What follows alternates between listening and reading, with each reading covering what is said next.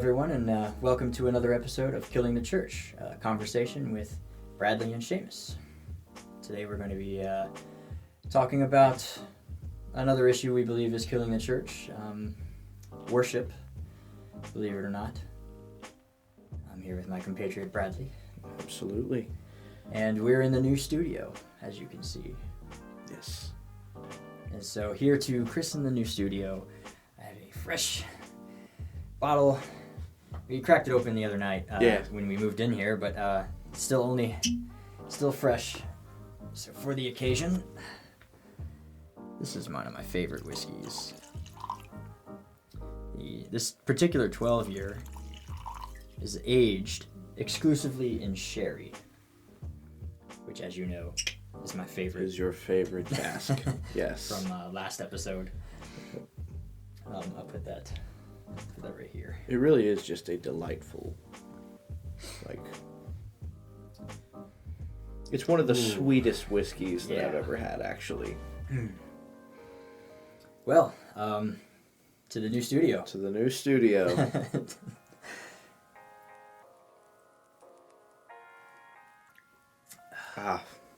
Man. Beautiful. It really is. It's smooth. It's pretty. It's, like I said, it's sweet. There are not many whiskeys that you can taste exactly how sweet it is, but that's it's almost like dessert. Actually. It's such a good... It's like aroma, dessert in a whiskey form. Anybody watching would highly recommend. Highly. But the Macallan 12-year sherry exclusive cask is a little bit more expensive than a regular 12-year Macallan. Yeah. So keep in mind, you will get what you pay for, though. But this is worth it. Absolutely. Absolutely worth it. So this is going to have your dried fruits and spice. And I just love the sherry oak taste. The dried fruits really come out a lot. I think that's what gives it the sweetness. It just smells delightful. Mm-hmm. So warm. Whiskey review out of the way. So, our subject today being worship. Worship. This is an interesting one for you and I because we're musicians. We have led worship. Yes. Many times in a few different churches, actually. Yeah. At least 3 that I can think of. Yep. Always together. It's we've kind of always come as a package deal, man. Thunder and lightning. But so it's not that what we're about to say is.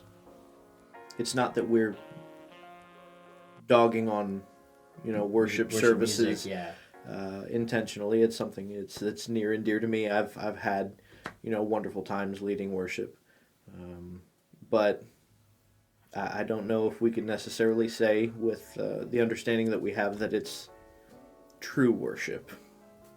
Yeah. So this is going to be a controversial topic anyway. So let's just get it out of the way. But what is worship? That is the question. And for this conversation, we would venture to say that music, being a form of worship, is not the biblical worship. No. Yeah, no. I would, if it is a form of worship, but the lowest form of worship, I would say. Mm-hmm. Yeah, it's definitely, it falls into the lesser category. Even if you were to look that up, a categorized system of worship in Judaic circles, what you'd find is that it's not that they frown on it, it's just the lowest form of worship that there is. Yeah, and they turn everything into a song. Absolutely. They sing the entire Torah. So it has its place, but it is not what we think of as music. Right, with the fog machines and the stage lights and the laser shows and the concert, right? And what's the word I'm looking for? I want to say algorithm. It's not an algorithm. There's a formula.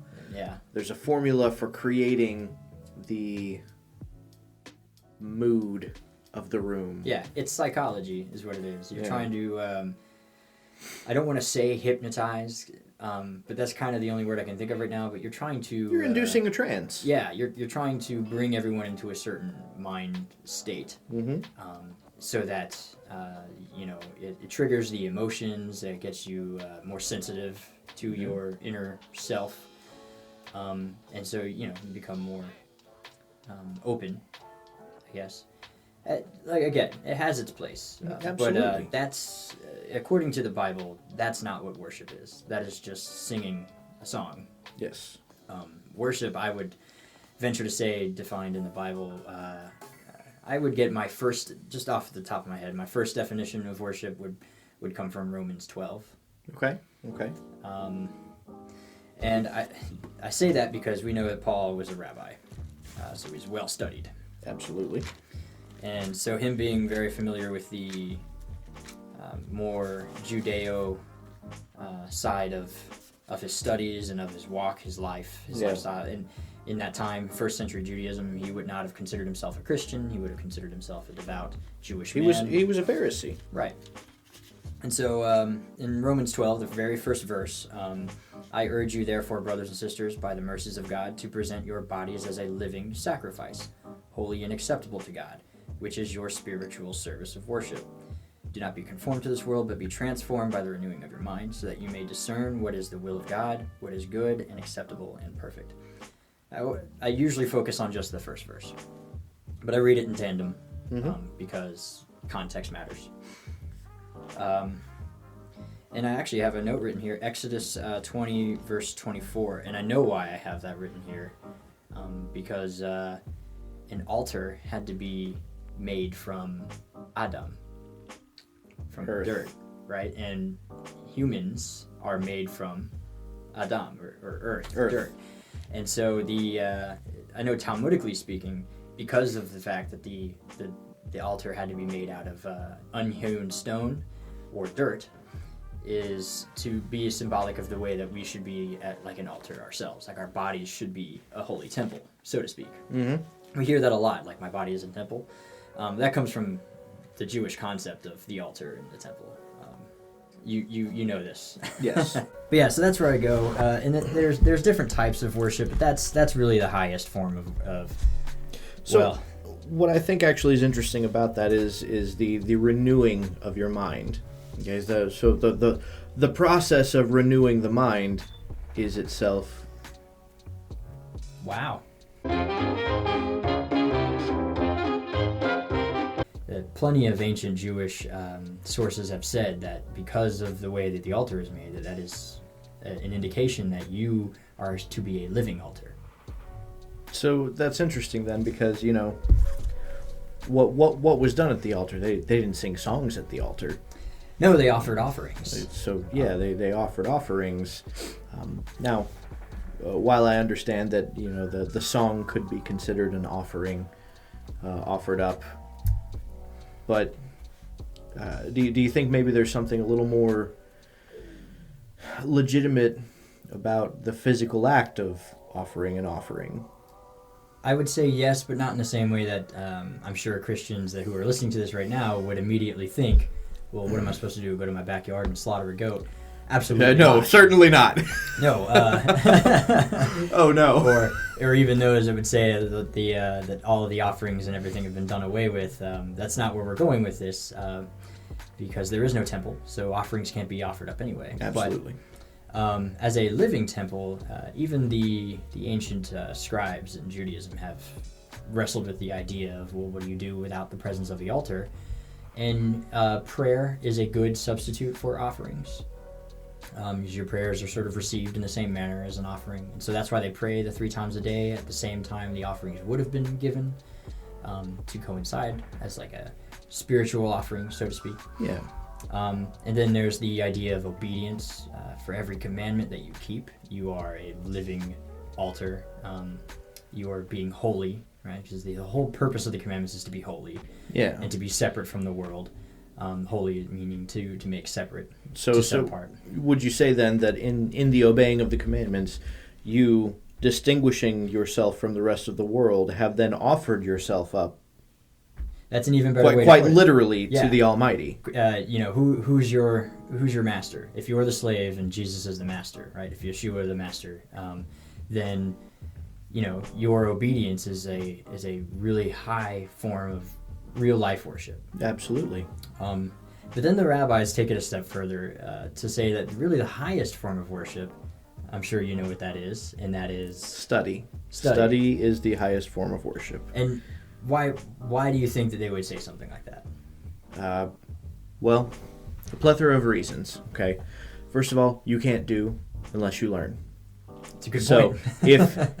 if obedience is worship, then one must first learn how to obey, and this comes from study. I know that the Talmud actually does also refer to Ezra the prophet, making the statement that actually the study is so lofty a form of worship that it's actually more important than the building of the temple itself. The reason being that Ezra did not leave his rabbi while his rabbi was alive to go and build the temple. He stayed and studied the Torah. That's pretty good considering. Just thinking back in Hebrews now, the book of Hebrews, that the temple and the altar, these are all of a shadow of things to come. Mm-hmm. And so I would still see where your living body being created in the very image of God as a living and holy sacrifice, a living altar, so to speak. Mm-hmm. That the physical one here, there's a precedence, an order of importance. So Absolutely, almost a jurisdiction. Yeah. Difference. A hierarchy. Yeah, I think also the subject of studying the Torah, that actually harkens back to verse 2 of Romans 12, the idea of the renewing of the mind so that you can discern God's will. That's a slap in the face. Paul is being as Jewish as ever a Jew could be when he says that. Right. Yeah. Because as you read the Torah, what are you doing? I mean, you are renewing the mind. That's inherent actually in the definition and understanding of the first word of the Torah itself, Bereshit. The idea that the Torah itself was used to orchestrate and create. Therefore, the Torah is a nature creating device itself. So that a sinner can look at it, apply it to themselves, and create a new nature by observing what they learn from it. That's a deeper subject, probably a discussion for another time. But we're talking about worship forms here. Yeah, nonetheless, the idea of the renewing of the mind for the purpose of knowing God's will is the obvious part of that is that the Torah is itself God's will. That's what God says, I want you to do. I want you to do these things. Yeah. I know in Judaism specifically, they use God's will and the Torah interchangeably. Yes. It's not viewed as destiny the way that a lot of Christianity would represent it as today. Yeah. And again, that's another discussion for another time. But suffice it to say, the Torah and God's will are synonymous with one another. And so if we were to renew our minds so that we may learn God's will, what does that mean? It means study the Torah. Yeah. Well, it's a soul in writing. I think even most Christians would agree with you. They'll say things like, well, this is, God's love letter, right? Mm-hmm. I hear that a lot. So read it and do it. And, that is your highest form of worship. The songs, the fog machines, the stage lights, the hitting that chord right on cue, perfectly on the beat. That's all good. And the pauses, the a cappella. Yeah, the repetition. That's all well and fine, sure. But I think the emphasis is on the wrong foot here. Absolutely. I mean, how much more Christian would the Christian world look if they placed that high an emphasis on actually reading the Bible as opposed to and living the life, waving their arms in the air, singing. Yeah, and it's again, we're not here to make fun of the worship service. I'm not, because we've been, we were a part of that. Absolutely. For a long time, and I would actually still like to get into. Oh yeah, dude, I miss it. Yeah, I mean, it's been a couple of years since we've done that, so I definitely want to do that again. It is good. Like we said, it has its purposes, but biblically speaking, study takes a little more precedence because of the natural effect that it has. Right. It's a way of communication. It's the other way of communication. It's the opposite way of communication. You Right. know, when you pray, you're speaking to God. When you're studying the Torah, you're remaining quiet and letting Him speak to you. So it's the two-way relationship. And I would even venture to say that when you're in a state of like musical worship, that's still you doing most of the talking. And there's also a danger that comes with the overemphasizing the emotional side of musical worship, where you think that God is speaking to you, and it could just be an oversensitive, overhyped sense of emotion, versus the very real study of God's nature and His will, and discerning, what His will is. Yeah. And not following your heart, but rather, leading yourself down the right path. And so. Yeah, I mean, you can have the instances where, in the middle of a worship service, and somebody feels convicted, and I'll use that word in quotations, to do something or say something to somebody else or give a certain amount of money to something else. And not that that's not good, but don't tell me God spoke to you. Yeah. That's not really the same. That could certainly happen. It could certainly happen. It's not to say that it can't. But yeah, I would say that what the scripture says, that's God speaking. Right? So maybe being felt led in a certain direction is a better way of saying that. What I kind of like to relate it to is this. Anybody who's watched Ghost Hunters and the paranormal investigation shows, or if you've ever looked into paranormal investigation at all, they actually are very aware of the power of suggestion. And so if you ever read like a how-to guide on how to do that, what they're going to explain is if you feel something and you want to know if those around you are experiencing the same thing, be as vague as you can. Don't even ask them if they felt something, because the power of suggestion is going to tell them that they did. I know magicians use the same trick. Actually. Exactly. They call it forcing a card, though. So if they want you to pick the two of diamonds, just as an example, I know because David Blaine has a set of cards where the Queen of Hearts is holding in her hand the two of diamonds instead of like the sword on the. That's kind of cool. It's really cool, and so it's a little detail that nobody usually pays attention to, and so you force that card on them where they thought that they picked their card, right, and then they have the two of diamonds. You're using the power of suggestion, and then he pulls out the Queen, right, and gives it to you and says, "Is that your card?"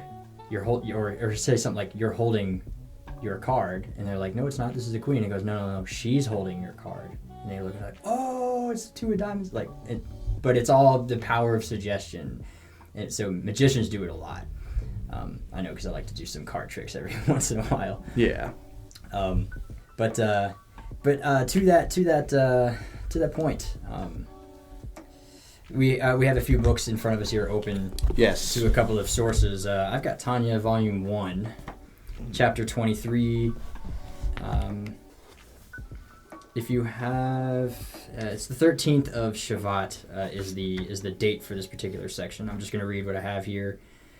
This discussion of the exalted unity with God attained through Torah study, which is even greater than that accomplished by performing the commandments, explains why Torah study is so much loftier than all the other commandments, including even prayer, which affects unity with the spiritual world. And that particular thought process sort of reminds me of Romans chapter 7, right? We're still in Romans, but now chapter 7, because verse 14, Paul, being a good rabbi here, once again, for we know that the Torah is spiritual. And so here we're talking about this is the same, right? Your body is to be a living and holy sacrifice. This is your spiritual worship.